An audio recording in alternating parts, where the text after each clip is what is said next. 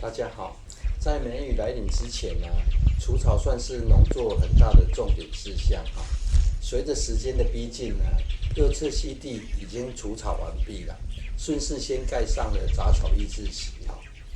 至于左侧呢，时间上感觉来不及了，怕雨说来就来哈，改变了除草方式了，也顺道分享一下哈，20分钟就可以完成的方式了。只将溪地的两侧呢，直接用锄头将杂草往中间堆啊，剩下的杂草抑制席因为比较窄哈，就只先盖住中间的位置啦，等雨季过后呢，再进行处理。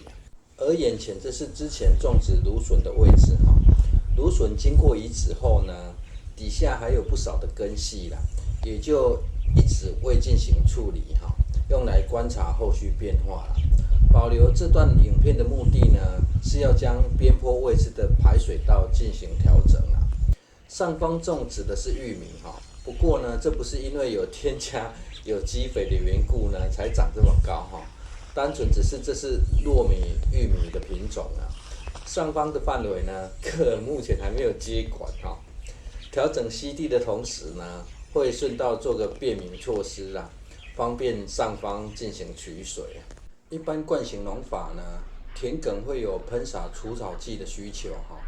除了灌溉方便之外呢，也多少有隔离作物的效果了。个人觉得哈，如果不打算使用除草剂呢，就可以不要保留边坡这条灌溉走道了。溪地紧接田埂哈，好处不少了。至少拔草时呢，不用担心哈田埂崩落了。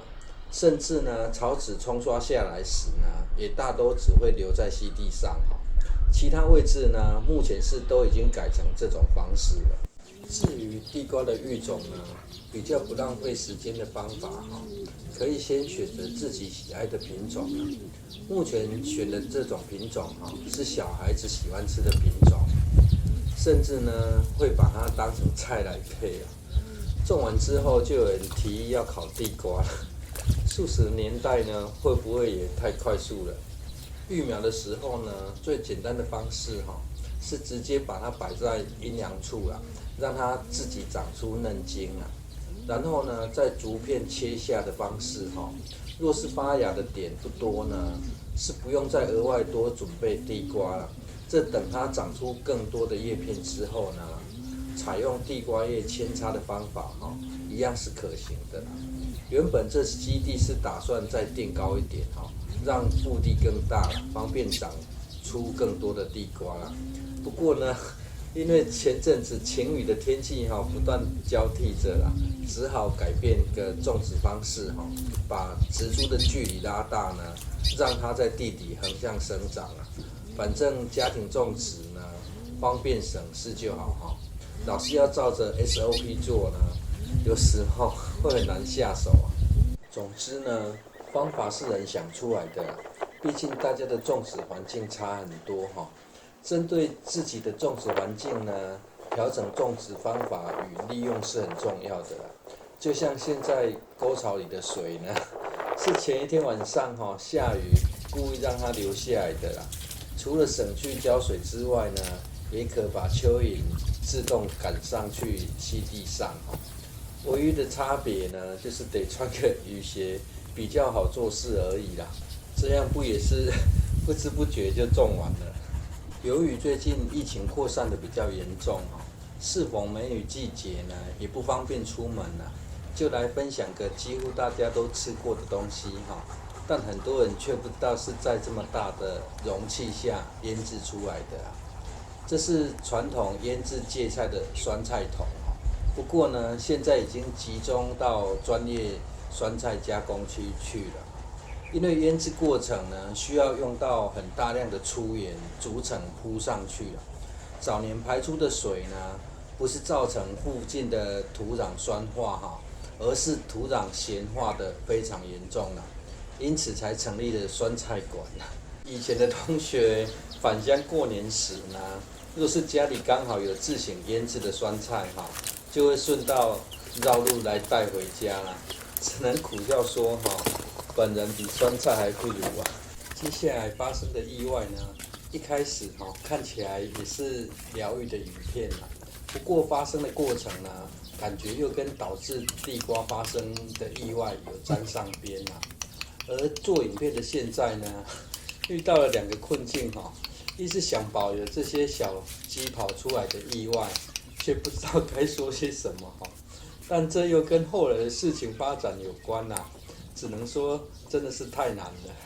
而这些鸡不是我养的拍影片的过程呢，就像把小鸡引过来一样容易啊。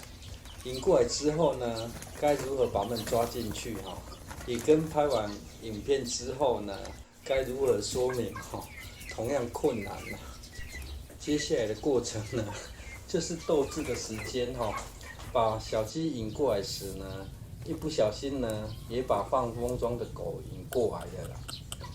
2条腿又有翅膀，已经够难抓了，又来了4条腿的在一旁虎视眈眈啦。如果拿瓦也发现一起过来凑热闹我看就算有3头6臂也很难处理了啦。避免鸡飞狗跳的事情发生在禁止 Goffy 靠近无效后呢，只好先把它绑起来了。但你不知道发生什么事情鸡有样学样的都飞出来，外面的鸡呢越来越多了，只好赶快求救而这些小鸡呢，感觉想要进去，却不得其门而入了。本来想要开门让他们自己进去，但是里面的鸡呢，却也想要跟着出来玩瞎忙了好一阵子才抓进去2只啊。救兵来了之后呢，却没2、3下就抓好了原本以为花絮结束于是呢，继续赶着梅雨前的除草作业啊。拿瓦这时呢，又在一旁不时的监视着看有没有认真工作啦。至于 Goffy 呢，不知是想要学当个好的田园陪伴犬或是故意瞎搞做无眼的抗议既然把日前种好的番薯都挖起来直接就坐卧在溪地上发生这样的意外呢，是不是也是一种蝴蝶效应？影片最后来回报一下百香果结果的状况。虽然目前仍有在开花不过呢，早已经停止人工授粉。初次结果呢，感觉这样的数量已经够了之外也避免超出果树可以承受的能力而影响到了果肉的饱和度啦。当然，另外一个原因反季节种植区上方的棚架呢，百香果也开始在开花结果了啦。天然的遮阳棚呢，应该很快就可以完成了啦。谢谢收看。